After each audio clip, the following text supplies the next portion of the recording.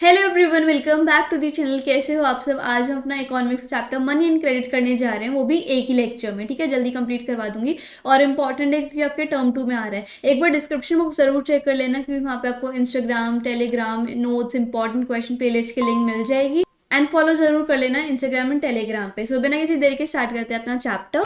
तो money as a medium of exchange, जो money है, जो पैसा है, वो हम लेन देन के काम आता है हमारे। अगर हम कुछ भी खरीदते हैं या फिर हम कुछ भी बेचते हैं तो बदले में हमें क्या मिलता है? पैसा मिलता है, मनी मिलती है, या तो कॉइन्स की फॉर्म में या फिर पेपर नोट्स की फॉर्म में। ठीक है, सो मनी जो है वो लेन देन में, खरीदने बेचने में as a medium of exchange काम आता है। ठीक है, लेकिन ये जो मनी है ना, ये अब कुछ टाइम पहले ही आई है। पहले जो है लोग बाग अपने कैटल्स का या फिर ग्रेन्स का यूज करा करते थे। मतलब जैसे यहाँ पे लिखा हुआ है ना, इंडियंस यूज ग्रेन्स। जैसे कि किसी के पास गेहूं होते थे, किसी के पास चने होते थे, किसी के पास दाने होते थे, और बाजरा जवार होते थे, या फिर किसी के पास भेड़ बकरी होती थी, वो एज अ मनी वो यूज करते थे। कि मान लो मेरे को अगर किसी इंसान को कपड़े चाहिए तो बदले में कुछ गेहूं दे दे, कुछ राइस दे दे, एक भेड़ बकरी दे दे, इस तरीके से उसे कपड़े मिल जाते थे इन रिटर्न में। ठीक है, उसके बाद इससे कुछ टाइम काम नहीं चला, फिर आया था बार्टर सिस्टम। बार्टर सिस्टम अब बचपन से ही पढ़ते आ रहे हैं। इसमें क्या होता है, कोई भी मनी का इन्वॉल्वमेंट नहीं होता, गुड्स के बदले गुड्स शेयर करते हैं। ठीक है, जैसे कि मान लो मेरे को बुक्स चाहिए और आपको कुछ अनाज चाहिए। ठीक है, तो मैं क्या करूंगी, आपको आपके पास बुक्स ऑलरेडी, आप मेरे को बुक्स दे दोगे, मैं आपको अनाज दे दूंगी, क्योंकि आपको अनाज की नीड है। तो इससे क्या होगा, हम दोनों की जो नीड्स होगी वो भी सेटिस्फाई हो जाएंगी। एंड यहाँ पर हमारी जो कम्युनिटीज है वो भी हमें मिल जाएंगी। सो इसको हम क्या कहते थे? Barter system. इसमें ना दोनों पार्टीज के बीच में एग्रीमेंट होना चाहिए। लाइक मुझे भी एंड आपको भी ये एग्री करना पड़ेगा कि हाँ भाई, हम दोनों अपनी अपनी कम्युनिटीज को एक्सचेंज कर रहे हैं। सो इस फीचर को या फिर इस कैरेक्टरिस्टिक को क्या कहते हैं? Double coincidence of bond. कि मतलब दोनों पार्टीज के बीच में एग्रीमेंट होना चाहिए कि दोनों के दोनों जो है वो अपनी कम्युनिटीज को एक्सचेंज कर रहे हैं। सो ये बार्टर सिस्टम का एक फीचर है। ठीक है, और इस बार्टर सिस्टम को हम सीसी इकोनॉमी भी कहते हैं, मतलब कम्योडिटी टू कम्योडिटी इकोनॉमी। यानी कि इसके अंदर कोई भी पैसे का इन्वॉल्वमेंट नहीं है, सिर्फ कम्योडिटी के बदले कम्योडिटी एक्सचेंज की जा रही है। ठीक है, उसके बाद क्या हुआ, अब आ गई है मनी। मतलब बार्टर सिस्टम में थोड़ी बहुत दिक्कतें आ रही थी। अब अगर मेरे को वो किताबें चाहिए तो मैं किस इंसान को ढूंढने जाऊं कि जिसके पास किताबें हो? तो बहुत टाइम लग जाएगा इस चीज में, तो है ना। और मुझे जरूरत है अभी, तो कैसे हो पाएगा? सो उसके बाद क्या हुआ, मनी की फॉर्म आने लग गई। मनी जो है वो करेंसी की फॉर्म में आने लग गई। करेंसी जैसे कि पेपर नोट्स एंड कॉइन्स की फॉर्म में आने लगी है। आजकल जैसे हमारे पास कागजों के नोट होते हैं, सिक्के होते हैं, कॉइन्स वगैरह होते हैं। ठीक है, मॉडर्न कॉइन्स जो हैं वो सिंपल स्टील वगैरह के बनते हैं, सिंपल मेटल के बनते हैं। लेकिन पहले के जो कॉइन्स होते थे वो गोल्ड एंड सिल्वर के होते थे, महाराजा वगैरह के टाइम पे। ठीक है, सो जो रियल वैल्यू है मॉडर्न कॉइन की वो तो कम है, और जो फेस वैल्यू, जैसे मान लो 10 रुपए का कोई सिक्का है, ठीक है, उसको रियल वैल्यू उसकी बनाने में बहुत कम लगी होगी, लेकिन उसकी जो असल वैल्यू है, फेस वैल्यू है, यानी कि 10 रुपए, वो ज़्यादा होती है ऑब्वियसली। ठीक है, सो ये चीज़ इसमें बताई हुई है। और ये जो करेंसी है ना, इसको पावर दे रखी है, इसको अथोराइज कर रखा है गवर्नमेंट ऑफ इंडिया ने, कि भाई ये जो पैसे हैं ये as a medium of exchange use होंगे और सब एक्सेप्ट करेंगे। कोई भी इसको रोक नहीं सकता कि हम इसको एक्सेप्ट नहीं करेंगे। ठीक है, किसी के पास ये हक नहीं है, क्योंकि इसको किससे हक मिला हुआ है? RBI on the behalf of central government से। ठीक है, रिजर्व बैंक ऑफ इंडिया ने अथॉरिटी दी है। रिजर्व बैंक ऑफ इंडिया के पास ये अथॉरिटी है, ये पावर है कि वो करेंसी को इशू कर सकता है। अच्छा, एक बात ध्यान रखना, ये इंपॉर्टेंट है कि रिजर्व बैंक ऑफ इंडिया ना बाकी सारे पैसे तो बना लेता है, 10 का, 20 का, 50 का, 100 का, 500 का, 1000 का। ठीक है, ऐसे ऐसे वो बना लेता है। लेकिन जो 1 रुपए का नोट या फिर सिक्का होता है ना, वो आरबीआई नहीं बनाता। वो कौन बनाता है? Finance ministry. ठीक है, तो ये आपको थोड़ा ध्यान रखना पड़ेगा। फाइनेंस मिनिस्ट्री जो है वो 1 रुपए का बनाती है। ये आएगा आपका 11th में आएगा। ठीक है, तो ये बस मैंने एक्स्ट्रा नॉलेज के लिए आपको बता दिया।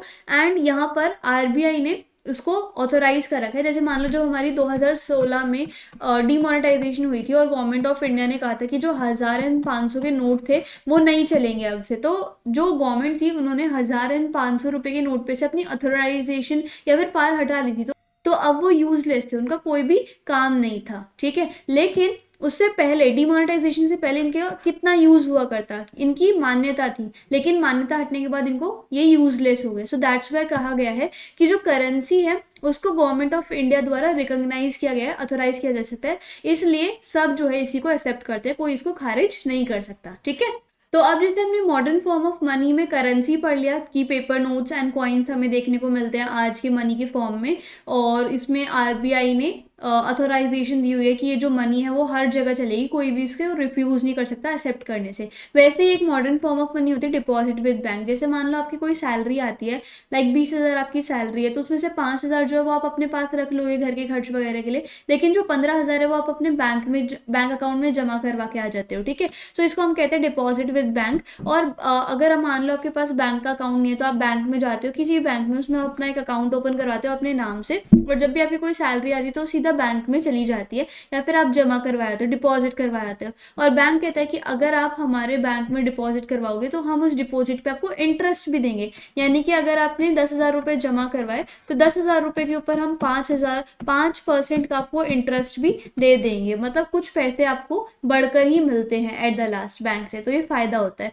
और डिपॉजिट विद बैंक के साथ साथ बैंक आपको एक और टाइप की फैसिलिटी देता है, जिसको हम क्या कहते हैं, चेक फैसिलिटी। चेक में क्या होता है, आप अपनी कोई भी पेमेंट चेक के द्वारा भी कर सकते हो। जैसे कि मान लो अगर किसी को हाथों हाथ 3-4 हज़ार रुपये देने हो तो कर सकता है कोई भी इंसान। लेकिन अगर कोई बड़ा अमाउंट है, जैसे कि 50,000 है, 1 लाख रुपया है, 20,000 है, 30,000 है, तो हाथों हाथ नहीं दिए जा सकते, तो चेक के द्वारा देने पड़ते हैं वो, ठीक है।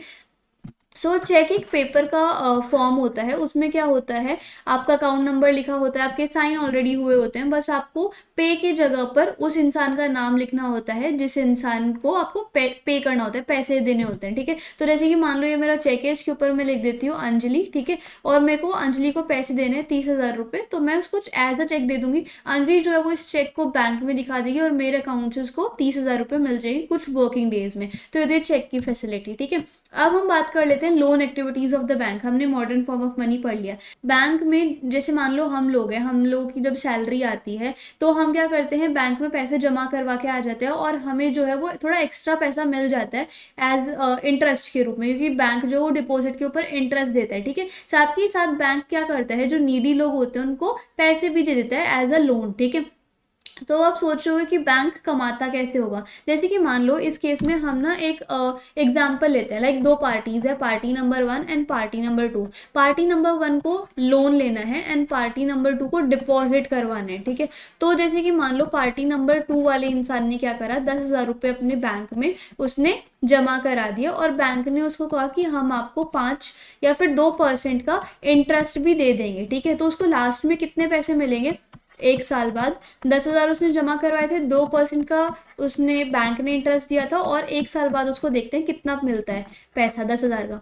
तो उसको मिलेगा 1 ज़ा 6 ज़ा 2 3 ज़ा 2 50 ज़ा, और 50 को अगर हम 3 से डिवाइड करते हैं तो देखते हैं क्या आएगा। 50 को अगर हम 3 से करेंगे, 3 1 ज़ा 3 20, और 6 ज़ा 18 2, तो 16.6। तो इंटरेस्ट का उसको 16.6 रुपीज़ मिल जाए 10,000 के ऊपर, ठीक है। तो उसको लास्ट में 10,000 16.6 रुपये मिल जाएंगे। मतलब कुछ ना कुछ तो बढ़ता ही है, बैंक हमें थोड़ा बहुत इंटरेस्ट तो देता ही है, 10,000 तो देता ही देता है, साथ में इंटरेस्ट का जो हमारा बनता है वो भी हमें मिलता है। अब लोन देखते हैं। एक इंसान आया, उसने कहा कि मुझे लोन चाहिए 10,000 रुपये का, ठीक है। तो बैंक कहता है कि ठीक है, हम आपको 10,000 रुपये का लोन दे देंगे, लेकिन साथ ही साथ आपको हमें 10,000 तो आप बाद में दोगे ही दोगे, लेकिन 5% का आपको रिटर्न, या फिर चलो मैं यहाँ पे लगा लेती हूँ, हाँ 5% का आपको इंटरेस्ट हमें देना पड़ेगा 10,000 के ऊपर, ठीक है। तो या फिर तो उसके बाद क्या होता है, वो जो इंसान है वो 10,000 रुपये तो देगा ही देगा जब वो रीपे करेगा लोन, लेकिन साथ ही साथ वो 10,000 रुपये पे 5% का वो इंटरेस्ट भी देगा 1 साल बाद, ठीक है, या फिर 6 महीने बाद। तो हमें सबसे पहले कैलकुलेट कर लेना चाहिए कि कितना परसेंट इंटरेस्ट होगा। लाइक मैं अगर यहाँ पे 6% इंटरेस्ट मान लेती हूँ, यहाँ पे मैंने 6 कर लिया, तो 6 1 ज़ा 6 2 ज़ा एंड 50, तो उसको 50 रुपीज़ इंटरेस्ट ज़रूर देना पड़ेगा 1 साल बाद। तो 10,000 प्लस 50, तो उसको 10,000 तो देने ही पड़े, साथ ही साथ उसको 50 रुपये भी एक्स्ट्रा देने पड़ेंगे ब्याज के तौर पे।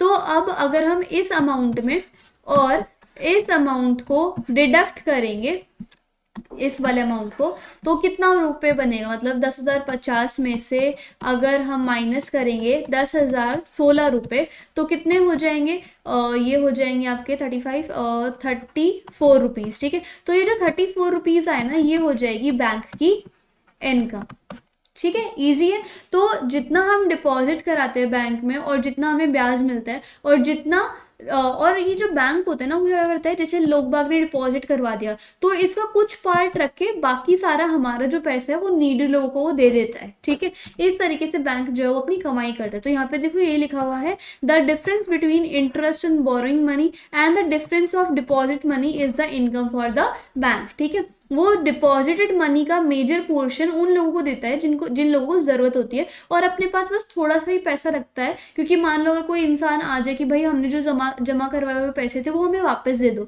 तो बैंक जो है वो थोड़े बहुत पैसे वापस दे देता है। तो बैंक जो है वो थोड़ा बहुत अपने पास तो रखता ही है डिपॉजिट, ताकि अगर कोई इंसान है किसी को ज़रूरत है तो वो उसको प्रोवाइड कर दे। बाकी जो पैसा है बैंक वो किसी को लोन के रूप में दे देता है, और इस तरीके से बैंक जो अपनी कमाई करता है, ठीक है।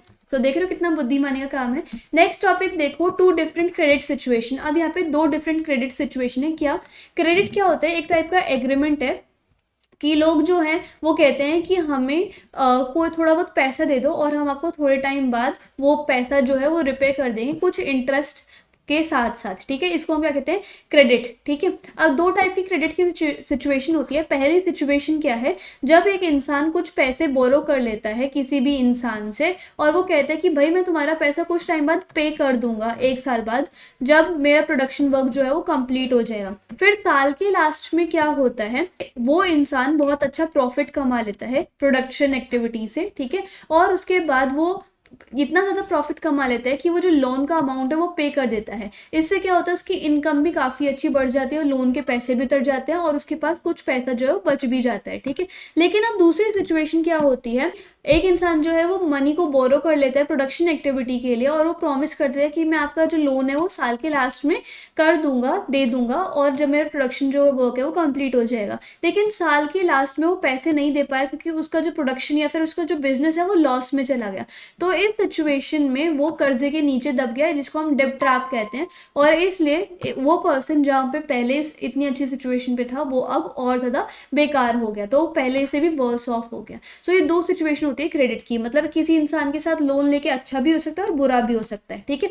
अब आते हैं हम टर्म ऑफ क्रेडिट पे, लेकिन उससे पहले हम बात कर लेते हैं कि कोलेट्रल क्या होता है।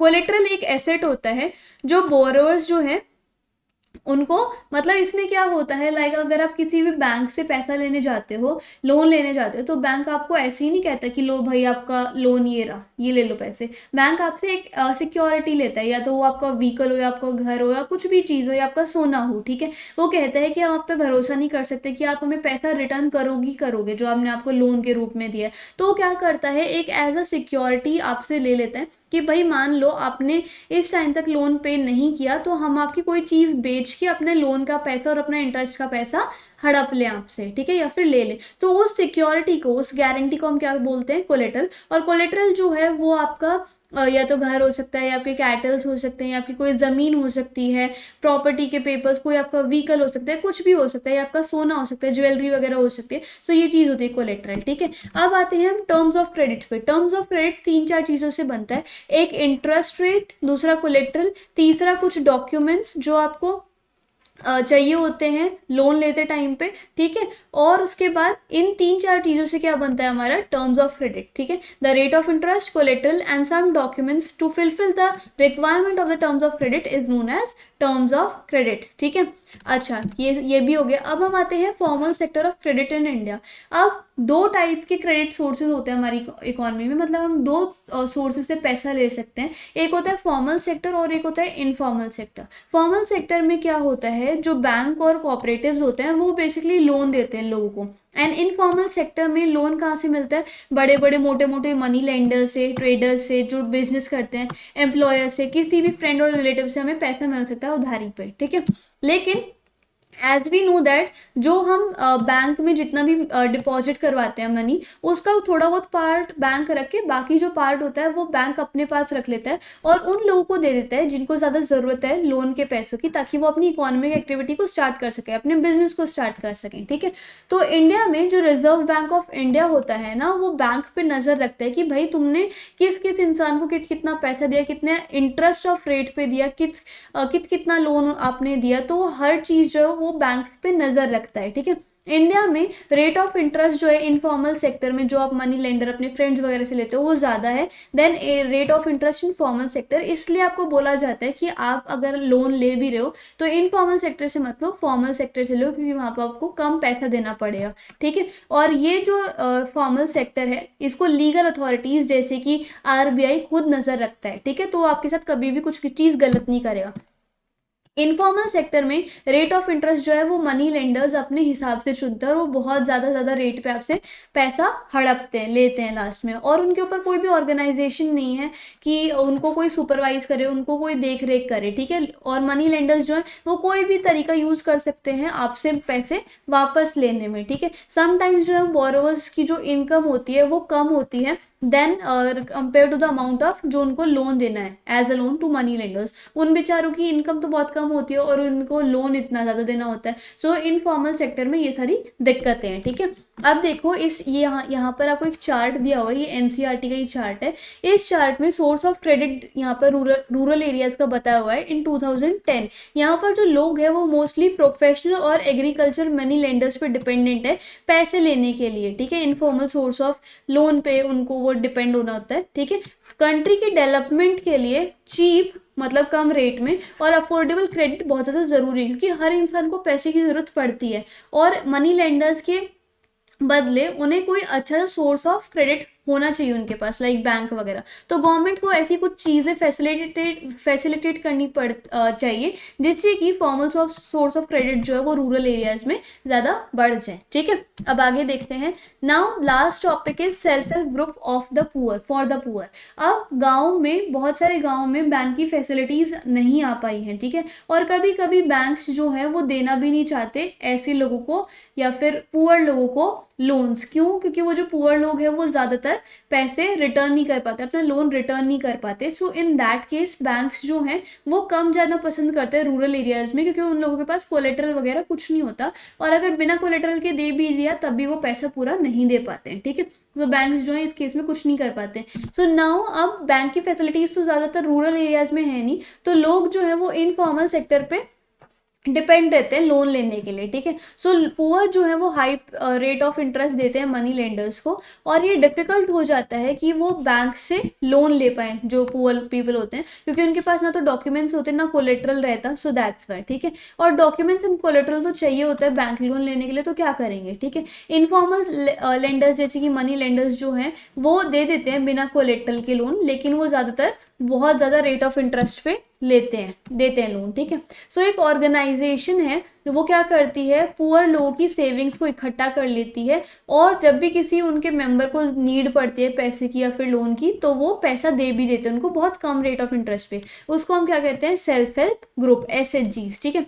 ये एक ऐसी ऑर्गेनाइजेशन है जिसका एम क्या है कि वो बहुत सस्ते इंटरेस्ट ऑफ रेट पर, सस्ते रेट ऑफ इंटरेस्ट पे लोन दे, ठीक है, as compare to money lenders का जो रेट ऑफ इंटरेस्ट होता है। और सेल्फ हेल्प ग्रुप में यूजुअली 10 से 20 मेंबर्स होते हैं। सेविंग्स जो लोग बाग जमा करवाते हैं वो 25 से 100 रुपये भी हो सकते हैं, जितनी आपकी श्रद्धा है उतनी दे सकते हो, आप सेव करा सकते हो। और उसके बाद अगर आपको कभी भी पैसे की ज़रूरत होती है तो आपका जो ग्रुप है वो आपको पैसे दे देता है कम रेट ऑफ इंटरेस्ट पे। तो ऐसे ग्रुप्स होते हैं, ठीक है।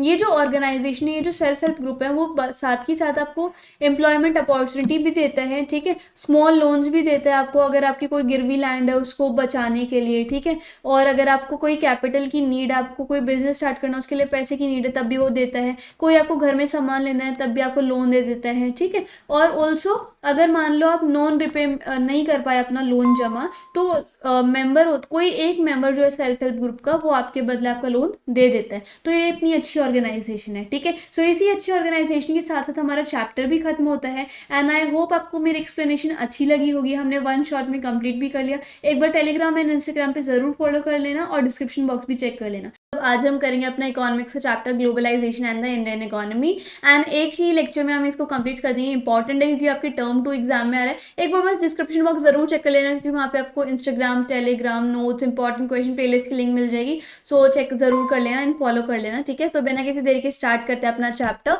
तो इंट्रोडक्शन पे आते हैं। सबसे पहले देखो, अगर आप जब इंडिया की इंडिपेंडेंस हुई थी तब के मार्केट में, या फिर 1990 में जो इंडिया में जो मार्केट लगा करता, और आज के प्रेजेंट मार्केट को अगर आप कंपेयर करोगे तो उसमें आप जमीन आसमान का फर्क देखोगे। क्यों? क्योंकि पहले हमारे पास बहुत लिमिटेड ब्रांड्स हुआ करते थे, बहुत लिमिटेड वेराइटीज हुआ करती थी हर चीज में, ठीक है। लेकिन अब हमारे पास हर चीज में बहुत ज्यादा वेराइटीज हैं, मतलब मार्केट में बहुत ज्यादा चेंजेस आ चुके हैं। जैसे कि पहले रोडों पे सिर्फ एम्बेसडर या फिर फिएट की कार्स देखने को मिला करती, आजकल तो कितनी सारी कार्स आ गई है। पहले सिर्फ दांत साफ करने के लिए वो डाबर रेड का पेस्ट आता था, दंत मंजन आता था, लेकिन अब तो टूथपेस्ट के कितने सारे ब्रांड्स आ गए। ऐसे ही सिमिलरली गारमेंट्स में, टीवी में, मोबाइल फोन्स में, सोप्स में, टूथपेस्ट में कितने सारे ब्रांड्स आ गए हैं ना। तो कितना ज्यादा चेंज आ गया कुछ ही सालों के अंदर अंदर, जमीन आसमान का फर्क है। तो ये था बेसिक इंट्रोडक्शन। अब हम बात करते हैं प्रोडक्शन अक्रॉस कंट्रीज में। यहाँ पर सबसे पहले हम जान लेते हैं कि एमएनसी क्या होती है। एमएनसी होती है भाई बड़ी बड़ी कंपनी, मल्टीनेशनल कंपनीज या फिर मल्टीनेशनल कॉर्पोरेशन आप बोल सकते हो, ठीक है। तो ये एमएनसीज क्या होती है बेसिकली, अगर आप गुड़गांव साइड जाओ, नोएडा साइड जाओ, बैंगलोर साइड जाओ, वहां पे आपको बहुत बड़ी बड़ी कंपनीज दिखेंगी, मुंबई साइड जाओ तो, ठीक है। सो ये ऐसी कंपनी होती है जिनके एक से ज्यादा नेशन में, एक से ज्यादा देशों में इतने सारे हेडक्वार्टर्स होते हैं। मतलब एक ही कंपनी के बहुत सारी जगह ऑफिसेज होते हैं बहुत सारे कंट्रीज में। जैसे पेप्सी देख लो, पूरे वर्ल्ड में इनके हेडक्वार्टर्स, इनकी कंपनीज फैली हुई है हर नेशन में मोस्टली, ठीक है। तो यहाँ पर अब हमें ये देखना है कि एमएनसीज जो है वो अपनी प्रोडक्शन कहाँ कहाँ पर करना चाहिए, किस किस जगह करना चाहिए। एक तो एमएनसी जो है वो उस जगह सेटअप होना चाहिए जहाँ पर मार्केट जो है एकदम पास में हो। दूसरा, उनको स्किल्ड और अनस्किल्ड लेबर कम कॉस्ट पे मिल जाए, बहुत ज़्यादा कम पैसे मिल जाए, और गवर्नमेंट पॉलिसीज भी अच्छी हो। जिस जगह ये सारी कंडीशंस उनको मिल जाएंगी वहीं पर एमएनसी जो है वो सेटअप हो जाएंगी, ठीक है। सो बेसिकली कंपनीज वहां पर क्यों आती है, मल्टीनेशनल कंपनीज उस जगह पर क्यों आती है जहां पर ये सारे फैक्टर्स हो, क्योंकि उन्हें जो बनाने की कॉस्ट है उनकी कम लगे और उन्हें प्रॉफिट बहुत ज्यादा हो, ठीक है। तो ये बेसिक आउटकम होता है एमएनसी का इस जगह पे आना, क्योंकि उनकी बनाने की कॉस्ट कम लगे और प्रॉफिट जो है वो बहुत ज्यादा हो। सो दैट्स वाई कंपनीज जो है वो ऐसी जगह पे सेटअप होना ज्यादा पसंद करती हैं। जैसे कि एक एमएनसी है यूएसए की, वो कोई इंडस्ट्रियल इक्विपमेंट, कोई इंडस्ट्रियल औजार बनाते होंगे, और उसके डिजाइनिंग जो होता है वो यूएस के रिसर्च सेंटर्स में होता है। उसके जो कंपोनेंट्स है, उसके जो इक्विपमेंट के कंपोनेंट्स है वो चाइना में मैन्युफैक्चर होते हैं। उसको जोड़ने का काम कहाँ पे होता है, मैक्सिको और ईस्टर्न यूरोप में, और उसके कॉल सेंटर्स इंडिया में। तो देख रहे हो एक कंपनी के कितनी सारी कंट्रीज में ऑफिसेज है। तो ऐसी ही चीज़ों को हम मल्टीनेशनल कॉर्पोरेशन या फिर मल्टीनेशनल कंपनीज कहते हैं, ठीक है। अब आगे देखो, इंटरलिंकिंग प्रोडक्शन अक्रॉस कंट्री। उसके लिए सबसे पहले हमें जानना इंपॉर्टेंट है कि इन्वेस्टमेंट क्या होता है। इन्वेस्टमेंट जैसे कि मान लो आपने कोई जमीन खरीद ली, कोई बिल्डिंग खरीद ली, कोई एसेट खरीद ली, कोई मशीन खरीद ली, और फिर वो बाद में आपको ऐसी हेल्प करे कि उससे बाद में पैसा जनरेट हो जाए। जैसे कि मान लो आपको कोई कंपनी खरीदनी है, तो उसके लिए आपने सबसे पहले जगह देखी, उस जगह पे आपने बिल्डिंग बना दी, बिल्डिंग में मशीन्स रख दी, और ये सारी चीज मिलके बाद में आपको प्रॉफिट कर रही है। तो इस चीज को आप क्या कहते हैं, इन्वेस्टमेंट कहते हैं, ठीक है। और फॉरेन इन्वेस्टमेंट क्या होती है, सो जैसे कि मान लो इंडिया में सऊदी अरेबिया एक कंपनी सेटअप करने जा रहा है, एक एमएनसी सेटअप करने जा रहा है, तो सऊदी अरेबिया जो है अपने देश का पैसा इंडिया में लगाएगा। तो इस चीज को हम क्या कहते हैं, फॉरेन इन्वेस्टमेंट, ठीक है। Investment done by MNC is termed as foreign investment, ठीक है। अब थ्री डिफरेंट वेज है through which MNC setup and control production. 3 तरीके हैं जिससे कि एमएनसी जो है वो अपनी प्रोडक्शन को और ज़्यादा अच्छी बनाती है, और एमएनसी जो है वो अपनी हर चीज़ को कंट्रोल कर लेती है। अब वो कौन कौन सी चीज़ है, एक तो लोकल कंपनीज को बाय कर लेती है। जैसे बहुत बड़ी बड़ी एमएनसी है तो उनके पास जनरली बहुत पैसा होगा, तो जो लोकल कंपनीज है उनको खरीद लेती है, ठीक है। उसके बाद वो लोकल कंपनीज के साथ ज्वाइन कर लेती है हैंड, कि अब आप लोग जो है और हम लोग जो है मिलकर काम करेंगे। और बाय प्लेसिंग ऑर्डर्स, अब हम इन तीनों फैक्टर्स को अच्छे से डिस्कस कर लेते हैं। देखो, buying up the local companies, जो एमएनसीज होती है उनके पास बहुत पैसा होता है, जैसे कि मैंने आपको बताया ही है, ठीक है। और वो क्या करती हैं, अपना प्रोडक्शन और अपना इन्वेस्टमेंट जो है वो बढ़ाती रहती हैं, ठीक है। ऐसा तो है नहीं कि अगर मान लो आज 10,000 ऑर्डर्स प्रोड्यूस कर रही हैं तो फिर मतलब उन्हें 10,000 के लेवल पे ही रहना है, उन्हें और ज़्यादा प्रोडक्शन करनी है, ठीक है। तो और ज़्यादा प्रोडक्शन को एक्सपैंड करने के लिए, अपनी इन्वेस्टमेंट को बढ़ाने के लिए वो लोकल कंपनीज को बाय कर लेती है, और वो सारी कंपनीज और एमएनसी मिलकर अपनी प्रोडक्शन और ज़्यादा बड़े लेवल पे पहुंचा देती हैं, ठीक है। जैसे कि एमएनसी इसलिए ऐसा कर पाते हैं क्योंकि उनके पास बहुत ज़्यादा पैसा होता है, जैसे कि आप यहाँ पे देख सकते हो, ठीक है। एक एग्जाम्पल है कारगिल फूड, एक कंपनी है, अमेरिकन कंपनी, अमेरिकन एमएनसी। उन्होंने एक इंडिया कंपनी को खरीदा था जिसका क्या नाम था, पारिक फूड, ठीक है। नाउ ये जो कारगिल फूड एमएनसी है, इनके पास एक बहुत बड़ा लार्ज मार्केटिंग नेटवर्क आ गया और पारिक फूड को खरीदने के बाद, और 4 रिफाइनरीज जो थी ऑयल की वो भी कारगिल फूड में शिफ्ट हो गई। तो इस तरीके से कारगिल फूड अब बहुत बड़ा सा नेटवर्क उनका बन गया मार्केटिंग का, और अब इतनी ज़्यादा वो एक्सपेंडेड लेवल पे प्रोडक्शन कर रहे हैं, ठीक है। कारगिल फूड अब largest producer of edible oil बन गया है इंडिया में। तो देख रहे हो आप एमएनसीज जो होती हैं वो लोकल कंपनीज के साथ कैसे उनको खरीद के और फिर बड़ा सा प्रोडक्शन करने लग जाती हैं, ठीक है। अगला देखो, joining hand with local companies. MNCs जो है वो लोकल कंपनी के साथ अटैच हो जाती है और वो क्या करते हैं, सारी की सारी कंपनीज मिलके काम करने लग जाते हैं एक ही डायरेक्शन में, ठीक है। इस प्रोसेस में लोकल कंपनीज को 2 बेनिफिट्स होते हैं। कौन कौन से? एक तो उन्हें फॉरेन इन्वेस्टमेंट मिलती है, उनका पैसा मिलता है। दूसरा, एमएनसी उनको नई नई टेक्नोलॉजी सिखा देती है कि इस टेक्नोलॉजी से काम करना चाहिए, तो बहुत अच्छा सा माइंड प्रोसेस बन जाता है, ठीक है। जैसे एक एग्जांपल भी दिया हुआ है यहाँ पे, लाइक 1995 में जो फोर्ड मोटर्स थी, एक अमेरिकन कंपनी, उन्होंने एक इंडियन कंपनी के साथ हैंड ज्वाइन किए थे जिसका क्या नाम था, महिंद्रा एंड महिंद्रा, जो ट्रक्स एंड जीप्स मैन्युफैक्चर करते हैं, ठीक है। सो इन दोनों कंपनीज ने जब हैंड ज्वाइन कर लिए तो अब इन्होंने बहुत बड़ा अपना प्लांट सेटअप कर रखा है, and they use to do production on the very large basis, ठीक है। और उसके बाद कुछ एमएनसीज क्या करती है, अपने ऑर्डर्स को प्लेस करती हैं। ऑर्डर्स को प्लेस कैसे? जैसे कि कोई अमेरिकन कंपनी है, ठीक है। अमेरिकन कंपनी जो है वो दुनिया के हर डेवलपिंग कंट्रीज में जाएंगे और डेवलपिंग कंट्रीज के जितने भी छोटे छोटे प्रोड्यूसर्स हैं ना, उनसे माल मंगवाएंगे अपनी एमएनसी में, और वो माल मंगवा के उसी को अपना ब्रांड बना के और बेच देंगे। इस तरीके से वो बहुत ज़्यादा प्रॉफिट कमा लेते हैं। मतलब उन्हें उन प्रोड्यूसर से तो बहुत कम दाम में मिला होगा और उसी पे अपना ब्रांड नेम लगा के उसी प्रोडक्ट को बेच देते हैं, बहुत ज़्यादा हाई प्रॉफिट उनको मिल जाता है। तो this is by placing order. So in 3 तरीकों से एमएनसी जो है वो अपना प्रोडक्शन को बढ़ा देते हैं और उस पर कंट्रोल करने लग जाते हैं, ठीक है। अब देखो, foreign trade and integration of market. अब प्रोडक्शन जो एमएनसी करता है इसमें क्या होता है, जो गुड्स एंड सर्विसेज होते हैं वो ग्लोबली लेवल पे बनते हैं, मतलब पूरी दुनिया के लेवल पे गुड्स एंड सर्विसेज जो है वो प्रोड्यूस होती हैं, ठीक है। और वो बिकते भी ग्लोबल लेवल पे। मान लो अगर इंडिया में कोई भी चीज़ बन रही है, प्रोड्यूस हो रही है, कोई भी सर्विस या गुड, तो वो ऐसा नहीं है कि सिर्फ इंडिया में बिकेगी, इंडिया से बाहर बहुत सारी देशों में बिकेगी वो, ठीक है। सो ये होता है, ओके। इन्वेस्टमेंट, टेक्नोलॉजी, और जो लोग हैं वो कंट्रीज के बीच में मूव करते रहते हैं, ठीक है। जैसे कि कोई कंपनी किधर आ गई तो उसमें इन्वेस्टमेंट होगी, टेक्नोलॉजी इंडिया या फिर जापान की जो टेक्नोलॉजी है बुलेट ट्रेन बनाने की वो इंडिया में आ रही है, ठीक है। और जो लोग हैं जिनके अंदर बहुत अच्छी अच्छी स्किल्स है वो दूसरी कंट्रीज में जा रहे हैं काम करने के लिए। तो ग्लोबलाइजेशन के कारण क्या होता है, तो इस सब चीज़ों से क्या होता है, जो लोग हैं, टेक्नोलॉजी एंड इन्वेस्टमेंट है वो कंट्रीज के बीच में घूमती रहती है। अब इसी चीज़ से और क्या होता है, प्रोडक्शन प्रोसेस जो है वो कॉम्प्लेक्स हो जाता है लेकिन ऑर्गेनाइज है। मतलब इतनी सारी कंपनी साथ में प्रोडक्शन करने लग जाती है तो थोड़ा सा कॉम्प्लेक्स हो जाता है पर ऑर्गेनाइज तरीके से होता है, ठीक है। इससे एक अपॉर्चुनिटी मिलती है लोकल प्रोड्यूसर्स को कि वो सिर्फ इंडिया में ना बेचे या फिर सिर्फ अपनी अपनी कंट्री में ना बेचे, डोमेस्टिक मार्केट से परे भी वो बाहर के देशों में भी अपना सामान बेचे, ठीक है। बायर्स जो है यानी कि हम जो खरीदने वाले हैं, हमें अलग अलग चॉइसेस मिलती है, अलग अलग प्राइसेस एंड अलग अलग क्वालिटी मिलती है, ठीक है। लाइक अगर हमें शूज़ खरीदें तो अगर हमें मान लो किसी एक ब्रांड के शूज़ पसंद नहीं है तो हम दूसरे ब्रांड पे शिफ्ट हो सकते हैं। इस तरीके से हमें चॉइस मिलती है, ठीक है। MNCs bye foreign trade connect integrate the markets in the world. तो एमएनसीज के द्वारा बहुत सारे मतलब फॉरेन ट्रेड कनेक्ट हो जाते हैं और पूरे वर्ल्ड जो है इंटीग्रेट हो जाते हैं, एकजुट हो जाता है और साथ में सब प्रॉफिट कमाते हैं, सब खरीदते और बेचते हैं, ठीक है। जैसे कि चाइनीज चॉइस इन इंडिया। हमने जितना भी पढ़ा है उससे एक जो बेसिक डेफिनेशन है वो आती है सामने, उसको हम कहते हैं ग्लोबलाइजेशन। ग्लोबलाइजेशन एक ऐसा प्रोसेस है जिसमें दुनिया के बहुत सारे जो देश है वो एकजुट हो जाते हैं। दुनिया के जितने भी देश है उन सभी की मार्केट जो है वो एकजुट हो जाती है, सब के सब खरीदते हैं, बेचते हैं, लोगों का, टेक्नोलॉजी का, इन्वेस्टमेंट का ट्रांसफर होता है पूरे वर्ल्ड में।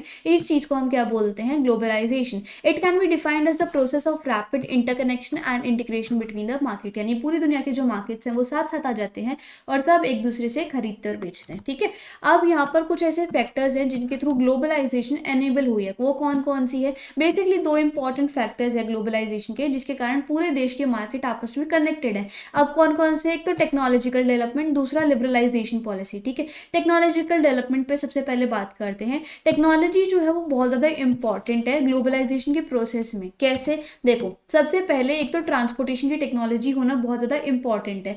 जैसे कि कोई भी सामान अगर हम खरीद रहे हैं, बेच रहे हैं, मान लो दूसरी कंट्री से अगर हम इंडियंस खरीद रहे हैं कोई सामान, तो उसको ट्रांसपोर्ट करना बहुत ज़्यादा इंपॉर्टेंट है। अगर मान लो आपने कोई लैपटॉप खरीदा है दूसरी जगह से, दूसरी कंट्री से, तो उसको या तो शिपिंग करवानी पड़ेगी उसकी, या फिर उसको बाय एयर आना पड़ेगा। तो ट्रांसपोर्ट की जो टेक्नोलॉजी है उसमें अच्छी सी डेवलपमेंट होनी चाहिए, तभी दूसरे मार्केट से इंडिया की मार्केट में वो सामान आ पाएगा। ठीक है, द वर्ल्ड वर्ल्ड ने बहुत सारी इंप्रूवमेंट करी ट्रांसपोर्टेशन टेक्नोलॉजी में, और इससे क्या होता है डिफरेंट पार्ट्स ऑफ वर्ल्ड तक जो हमारे गुड्स एंड सर्विसेज होते हैं वो कम टाइम में पहुंच जाते हैं, जिससे कि मार्केट जो है वो एकजुट हो जाते हैं।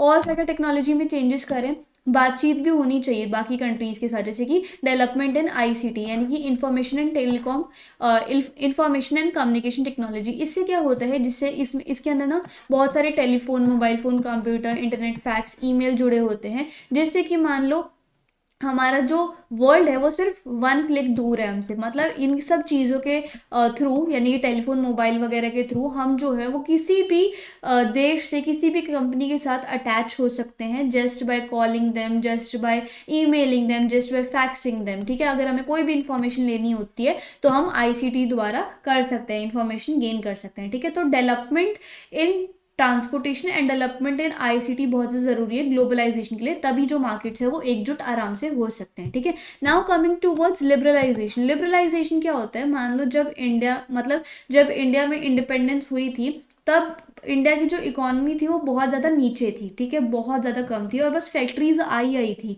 इंडिया में। ठीक है, तो इतनी ज़्यादा इकोनॉमिक डेवलपमेंट नहीं थी इंडिया में। सो उस केस में क्या हुआ, जो गवर्नमेंट थे उन्होंने सोचा कि हमें ग्लोबलाइजेशन नहीं करनी चाहिए, हमें बाहर के देशों का जो माल है वो अपने यहाँ पे नहीं आने देना चाहिए, क्योंकि जो हमारे डोमेस्टिक प्रोड्यूसर्स है वो बाहर के देशों का कंपटीशन नहीं कर पाएंगे, क्योंकि हमारी इकोनॉमी अभी इतनी अच्छी है नहीं, और ना ही हमारी इतनी इनकम अच्छी है। तो गवर्नमेंट ने क्या किया, बहुत सारे ट्रेड बैरियर्स लगा दे कि हमारी कंट्री में कोई भी बाहर की कंट्री का माल जो है वो नहीं आएगा, और आएगा भी तो उसको बहुत सारे टैक्सेस देने पड़ेंगे। So these are known as trade barriers, की गवर्नमेंट ने ट्रेड बैरियर्स लगा दिए थे। लेकिन जब 1990 आया, तब गवर्नमेंट को लगा कि हमें इन ट्रेड बैरियर्स को हटा देना चाहिए, क्योंकि अब हमारी जो इकोनॉमी है वो अच्छी होती जा रही है और डोमेस्टिक प्रोड्यूसर्स को कंपटीशन फेस करना चाहिए। सो उन्होंने ट्रेड बैरियर्स हटा दिए थे, और ये जो फ्रीडम मिली थी ट्रेड बैरियर्स हटाने के बाद, उसको हम क्या कहते हैं, लिबरलाइजेशन। ठीक है, so removing the trade barriers set by the government is called liberalisation.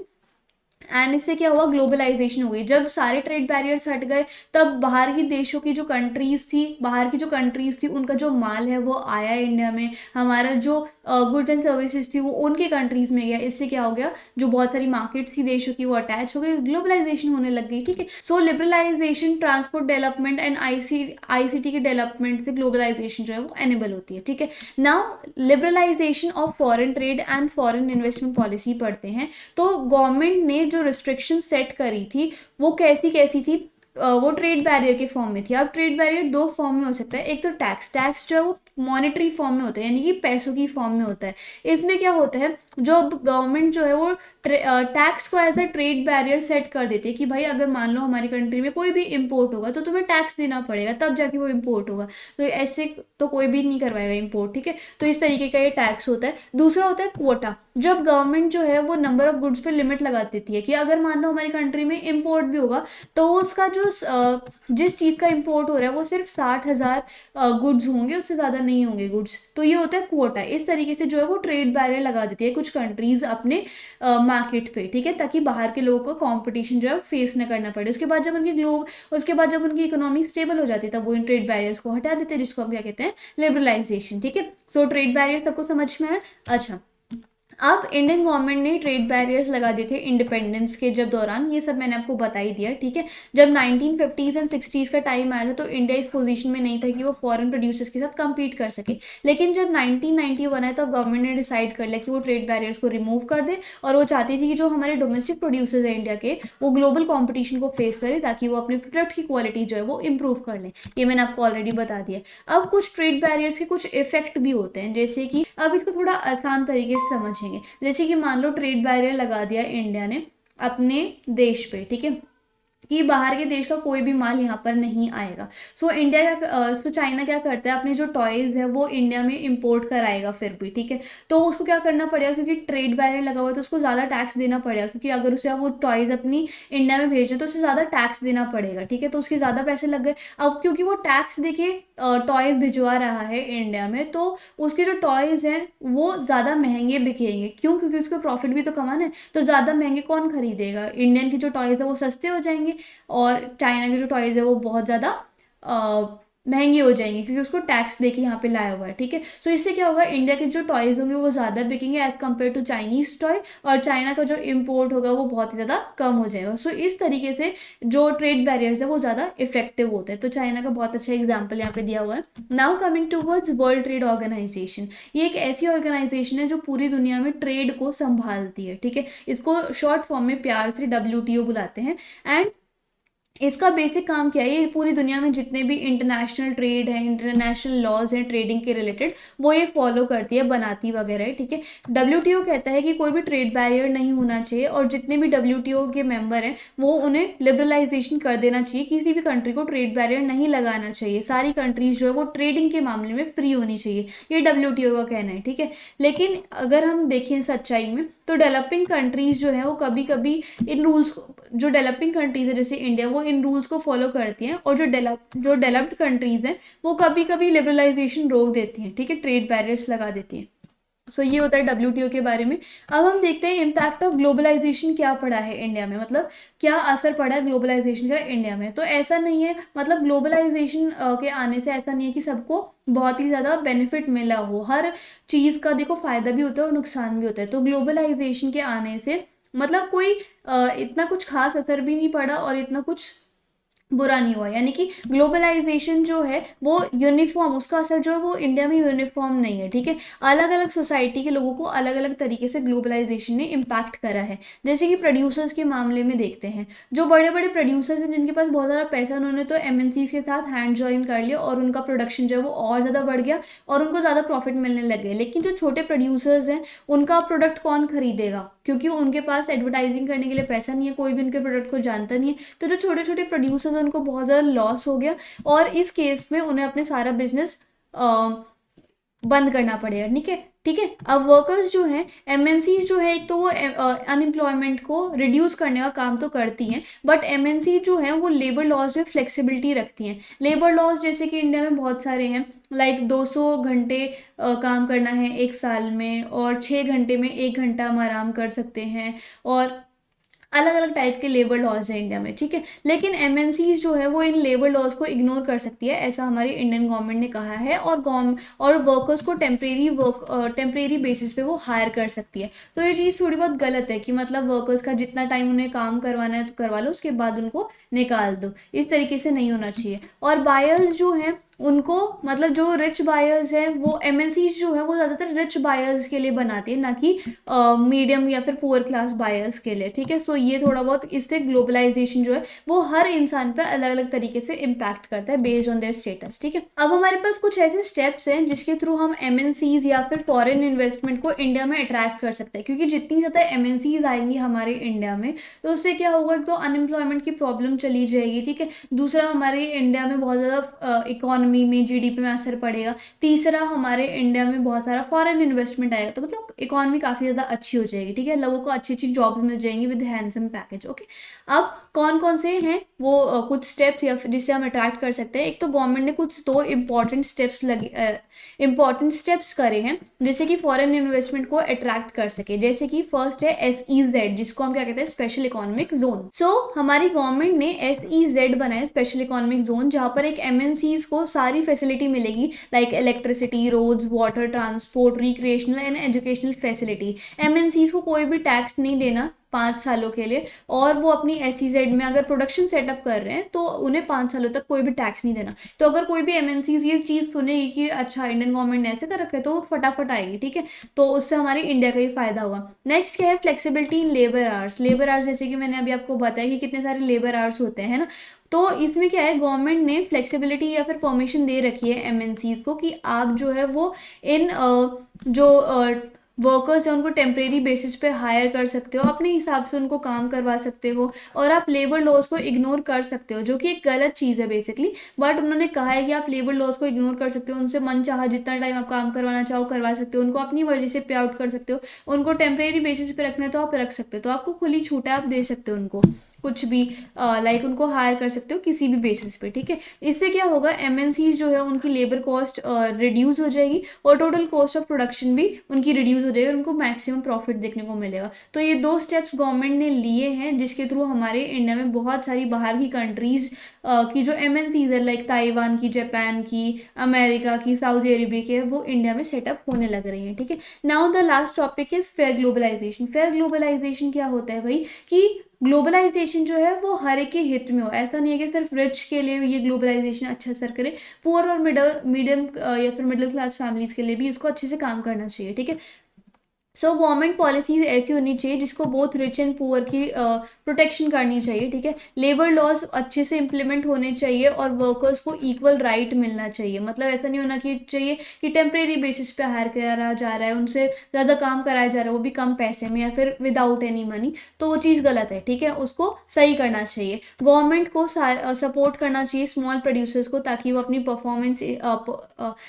Performance improve कर सके, और वो भी compete कर सके बड़े बड़े कंपनीज के साथ, ठीक है। गवर्नमेंट को कभी कभी ट्रेड बैरियर्स भी लगा देने चाहिए, ठीक है। उनको नेगोशिएट कर, मतलब रल मिल के रहना चाहिए WTO के साथ, ताकि वो फेयर रूल्स बनाए, ठीक है।